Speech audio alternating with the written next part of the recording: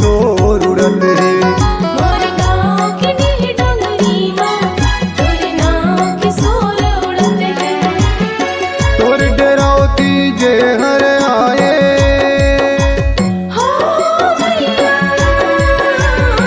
तोर डरावती जे हर आए आस लगा के माथ नवाए सबके आस पूरत है वो दाई सबके आस पूरत है।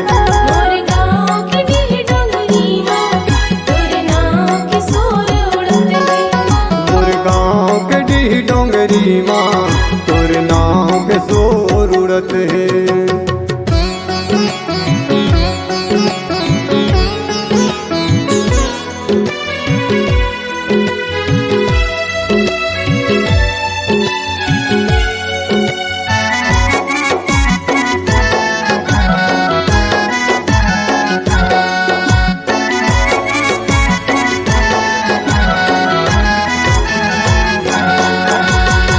चंडी शीतला सात बहिनिया गांव के ठाकुर देवा है।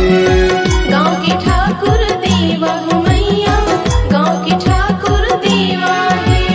बाई देव भई सासुर सुमर्यो बजरंगी महादेवा है। बजरंगी महादेवा है मैया बजरंगी महादेवा है। सब दिन तहाँ रहे सहाई हो मैया सब दिन तहाँ रहे सहाई 9 दिन आम 9 रात ले दाई माया दुलार करत है वो दाई माया दुलार करत है। मोर गाँव के डीह डोंगरी माँ तोर नाम के शोर उड़त है। मोर गाँव के डीह डोंगरी माँ तोर नाव के शोर उड़त है।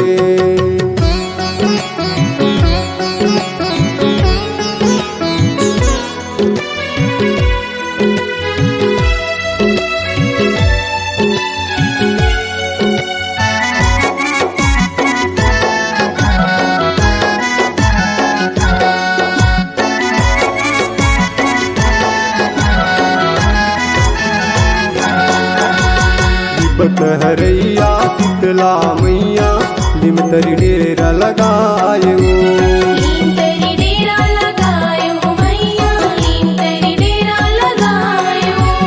लगती आषाढ़ के महीना दाई तोर जुड़वास मनायो। तोर जुड़वास मनायो दाई तोर जुड़वास मनायो। बड़ई बरग बाना समरा के हो मैया बड़ई बरग बाना समरा के 7 बदिन के दिया जला के नर नारी सब जुरत है वो दाई नर नारी सब जुरत है। मोर गाँव के डीह डोंगरी माँ तोर नाम के शोर उड़त है। मोर गाँव के डीह डोंगरी माँ तोर नाव के शोर उड़त है।